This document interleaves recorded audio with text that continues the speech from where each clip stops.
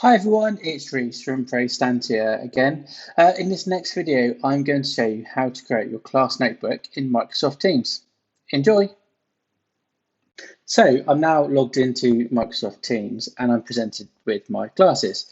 Next, I'm going to create a class notebook within OneNote. So if I click on my class, I click on Class Notebook.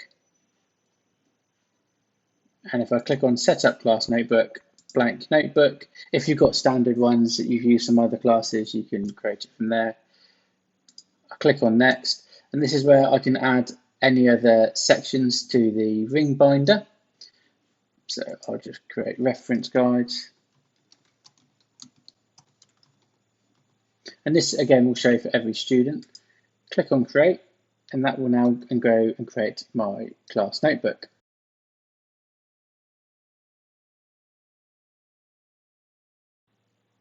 So my class notebook has been created, and if we click on this little arrow here, it will show me that it's created a collaboration space, a content library for you to put stuff in content for students, and it's created my students. Now, only students can see your content library and collaboration space and their own folder, whereas you can see everyone's book, much like in the classroom. As you can see here, we added the reference guide, and again, that will show up in every student's ring binder.